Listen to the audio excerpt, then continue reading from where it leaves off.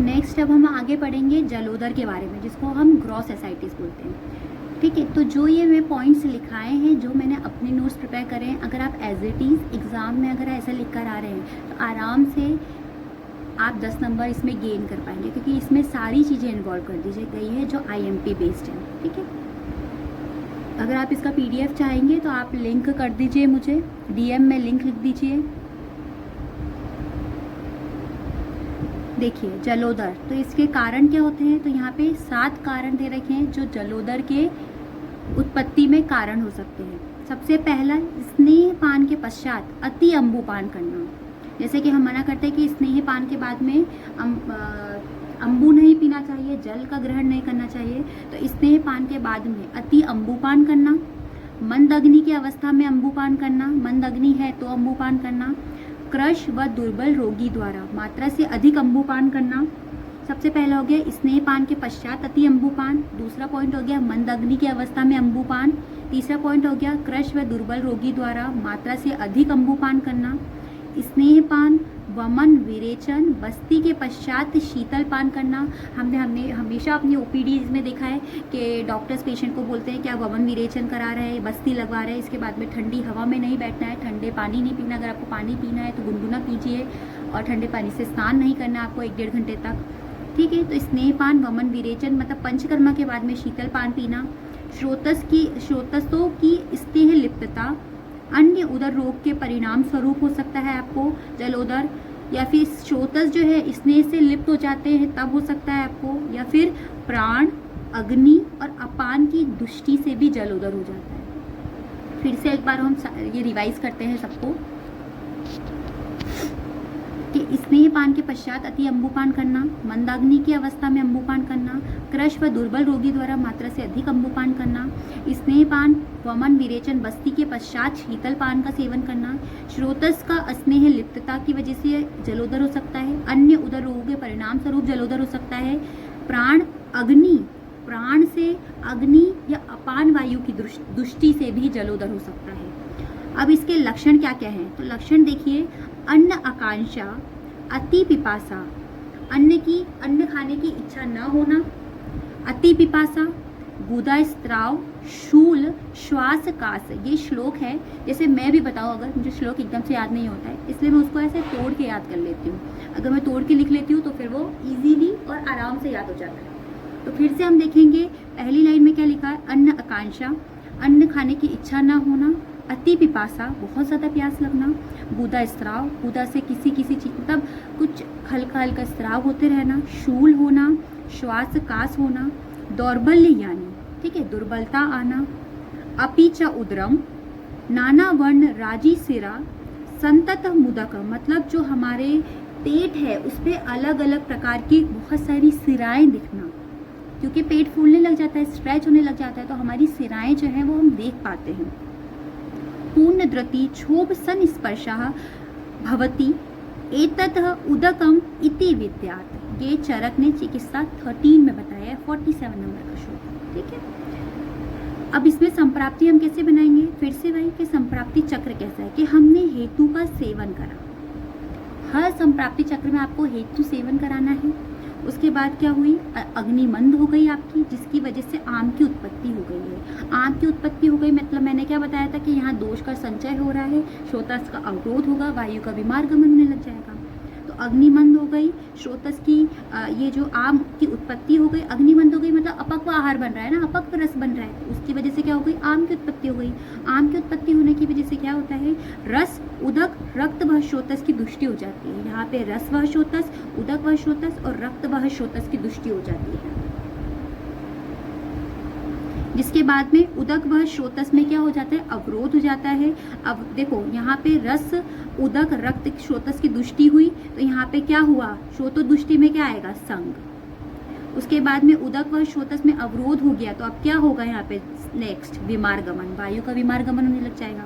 ऐसे देखते जाइए, याद संप्राप्ति घटक अपने आप बन जाएगा। इसके बाद क्या होता है, अवरोध होने के बाद वायु विमार गमन करने लग जाती है, जिसकी वजह से उदक जो है वहाँ पे त्वक व मांस के बीच में संचय हो जाता है। उदक मतलब जो पानी है हमारा, लिक्विड है, फ्लूइड है, कुछ भी आप कह सकते हैं, वो हमारे उदक की जो एब्डोमिनल कैविटी की लेयर जो है उसमें त्वचा और मांस के बीच में इकट्ठा होने लग जाता है, जिसकी वजह से पेट फूलने लग जाता है। जलोदर मतलब हम अगर मॉडर्न से कोरिलेट करें तो हम एसाइटिस करते हैं ना, मतलब एब्डोमिनल कैविटी में जो हमारी पेरिटोनियल कैविटी है वहाँ पे फ्लूइड का एक्यूमुलेशन हो जाना, तो क्या त्वचा और मांस के बीच में फ्लूइड का एक्यूमुलेशन हो जाना, देन हमारा क्या हो जाता है, यहाँ पे जलोदर रोग उत्पन्न हो जाता है। फिर से देखते हैं हम, हेतु का सेवन करा, अग्निमंद है आपकी, उसकी वजह से आम की उत्पत्ति हो गई, मतलब आम की उत्पत्ति हुई मतलब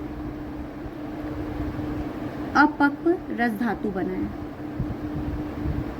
अपक्व रस धातु बने, जिसकी वजह से रस, उदक, रक्त व स्रोतस की तुष्टि हो गई है, उदक व स्रोतस में अवरोध हो गया है, उदक के बीच में संचय होने लग जाता है फ्लूइड का और जलोदर की उत्पत्ति हो जाती है। अगर हम भेद देखें,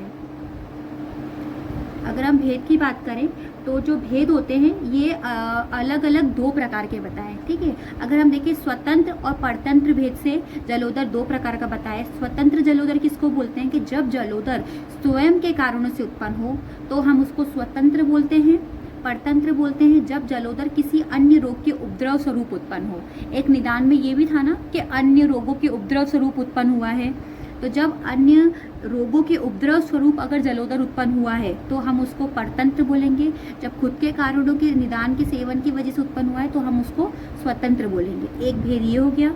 दूसरा भेद देखेंगे कि जलोदर जातोदक और अजातोदक होता है। अब जातोदक क्या होता है कि जब जलोदर में जल उपस्थिति के प्रमाण मिलते हैं। अगर हमें पता है कि जलोदर है, वहाँ पे जल उपस्थित है, मतलब फ्लूइड का एक्यूमुलेशन हो रहा है, तब हम उसको जातोदक बोलते हैं। और अजातोदक बोलते हैं जब जलोदर में प्राथमिक अवस्था में जल उपस्थिति का प्रमाण नहीं मिलता। जब हम देखते हैं कि स्टार्टिंग में एक स्टेज होती है अजातोदक की, जिसमें स्टार्टिंग में फ्लूइड एक्यूमुलेशन के लक्षण नहीं दिखते हैं, तो हम उसको अजातोदक बोलते हैं। स्टार्टिंग से हमें फ्लूइड एक्यूमुलेशन के सिम्टम दिख रहे हैं, जल उपस्थिति के प्रमाण मिल रहे हैं, तो जातोदक बोलते हैं उसको। अब देखिए अजातोदक के लक्षण क्या होते हैं।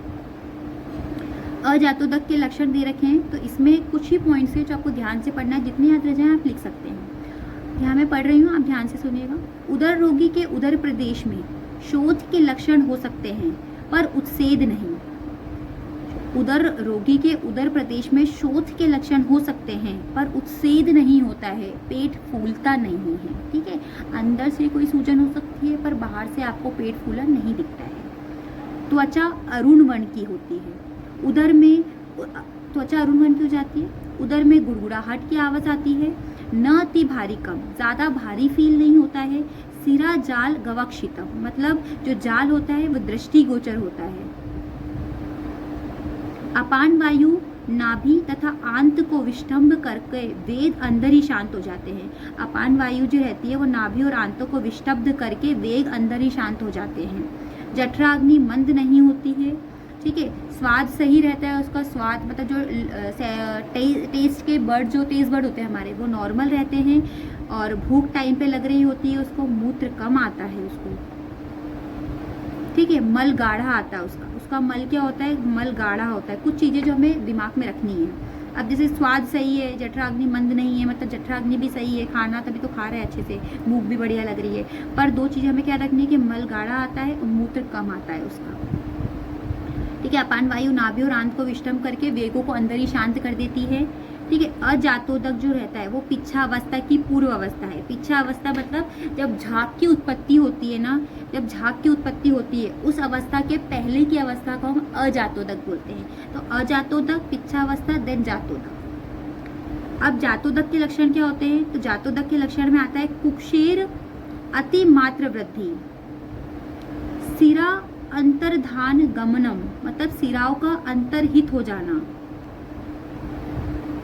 कुक्षी का वृद्ध होना, फिर कुक्षी में वृद्धि होती है, सिरा का अंतर्हित हो जाना। जैसे अजातोदक था उसमें सिरा जो था वो दृष्टिगोचर था, ये हमें कंपैरिजन करना है। पर जो जातोदक है इसमें सिरा का अंतर्हित हो जाता है, मतलब सिरा दिखती नहीं है, ठीक है। उदक पूर्ण द्रति संक्षोभ संस्पर्शवत्व, मतलब जो फ्लूइड थ्रिल होता है और डलनेस, फ्लूइड थ्रिल और डलनेस होता है। परकशन जब करते हैं तो डलनेस साउंड आता है, उसी को ही हम बोलते हैं कि उदक पूर्ण रहता है, द्रुति संक्षोभ संस्पर्श। मतलब जब हम परकशन करते हैं तो उसमें क्या होता है, डलनेस साउंड आती है और हमें फील हो जाता है कि इसके अंदर फ्लूइड भरा हुआ है। अब हम इसकी चिकित्सा के बारे में देखेंगे, सामान्य चिकित्सा सूत्र देखेंगे। तो सामान्य चिकित्सा सूत्र सबसे पहले हमें लिखना है, इसमें निदान परिवर्जन चिकित्सा देनी है हमें। सेकंड में त्रिदोषित व्याधि है तो त्रिदोष शामक चिकित्सा देनी है। नेक्स्ट हम ये कर सकते हैं कि यहाँ पे अजीर्ण हो रहा है, देन आम की उत्पत्ति हो रही है, तो हम यहाँ पे दीपन पाचन औषधि का प्रयोग कर सकते हैं और लघु आहार दे सकते हैं कि अभी अजीर्ण की अवस्था है, अग्निमंथ है, तो जितना लघु आहार देंगे वो इतना ईजिली पाचन हो जाएगा और दीपन पाचन औषधि भी अच्छे से काम कर पाएंगी। क्या आप दीपन पाचन औषधि दे रहे, गुरुवार खा रहे, पता चला पाचन ही नहीं हो रहा, दवाइयों का भी पाचन नहीं हो पा रहा है। ठीक है, नित्य शोधन कर्म करना है। अगर मल का अति संचय होता है और स्रोतस का अवरोध होता है, ठीक है, अगर ये दो कंडीशन मिलती है कि मल अति संचय हो गया है, स्रोतस का भी अवरोध है, तो हमें शोधन कर्म करना है। वायु अनुलोमक औषधि देनी है। अगर वात प्रधान जलोदर है, वात प्रधान है, अगर आपको दिख रहा है तो हम उसको वात अनुलोमक औषधियाँ देते हैं, क्योंकि वायु का बीमार गमन भी होता है उसमें। सबसे इम्पॉर्टेंट कि इसमें गाय का और ऊँट के दूध का सेवन बताया गया है।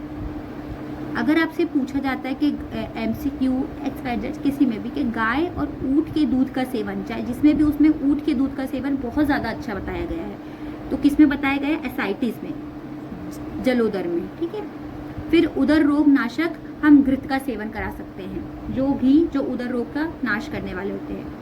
अब स्पेसिफिक जलोदर की चिकित्सा उपक्रम क्या होता है, ये हमने सामान्य चिकित्सा सूत्र पढ़ा है उदर रोग का। अब यहाँ पे हम देखेंगे जलोदर का चिकित्सा उपक्रम क्या होता है। सबसे पहले जल को नष्ट करने वाली चिकित्सा देनी है हमें। उसमें क्या करना है, हमें गोमूत्र मिलाकर तीक्ष्ण क्षार औषधि का प्रयोग करना है। जल को नष्ट करने वाली चिकित्सा करनी है, उसके बाद हमें गोमूत्र मिलाकर तीक्ष्ण क्षार का प्रयोग करना है और ऐसी औषधियों का प्रयोग करना है। गोमूत्र मिला के तीक्ष्ण क्षार या औषधि का प्रयोग करना है, या फिर कोई भी तीक्ष्ण क्षार के अलावा औषधि लेंगे तो उसमें गोमूत्र मिला के औषधि देनी है। सेकेंड हो गया, सेकेंड देखेंगे कि दीपनीय और कफ नाशक आहार का प्रयोग करना है। दवाई के साथ साथ अगर हम डाइट भी मेंटेन रखेंगे तो 2x की स्पीड से हमारा डिसीज कम होगा ना। तो दीपनीय और कफ नाशक आहार का प्रयोग करना है। थर्ड हो जाएगा कि कम जल सेवन करना है। जलोदर है, फ्लूइड एक्यूमुलेशन हो रहा है, तो पानी का आपको सेवन कम करना है। फिर इसके अलावा जब हमने नॉर्मली हमें पता है कि इन्फ्लामेशन हुआ है, फ्लूइड एक्यूमुलेशन हुआ है, तो हम क्या होता है कि मूत्र औषधियाँ देने लग जाते हैं, डायूरेटिक देने लग जाते हैं। जैसे हमारे आयुर्वेद में मूत्र औषधियों में हम पुनर्नवा दे सकते हैं, गोक्षुर का प्रयोग कर सकते हैं। ठीक है, गोक्षुर का भी प्रयोग कर सकते हैं जो डायूरेटिक वर्क करते हैं। ऊठनी का दूध सबसे बेस्ट बताया है। तो ये तो आपको तीनों चीज़ें IMP हैं कि हम फ्लूइड का एक्यूमुलेशन हो रहा है तो हम डायूरेटिक का यूज़ कर सकते हैं, मूत्रल औषधि जैसे पुनर्नवा का कोई योग दे सकते हैं, एकल औषधियाँ दे सकते हैं, गोक्षुर का प्रयोग कर सकते हैं। ऊँट का दूध का प्रयोग करना चाहिए हमें, ऊठनी के दूध का। हृदय औषधियाँ दे सकते हैं, जैसे हृदय औषधि का प्रयोग कर सकते हैं। तृण पंचमूल जो अच्छा डायूरेटिक का काम करता है। दशमूल का यूज़ कर सकते हैं जो पेन में बहुत रिलीफ करेगा हमें। पुनर्नवा अष्टक क्वाथ दे सकते हैं, पुनर्नवा आसव भी दे सकते हैं और पुनर्नवा अष्टक क्वाथ भी दे सकते हैं। पुनर्नवा आसव का प्रयोग भी कर सकते हैं या फिर पुनर्नवा एकल औषधि के योग बना के भी यूज़ कर सकते हैं। अगर आपको वीडियो अच्छी लगी हो तो लाइक और शेयर ज़रूर करिएगा। Thank you.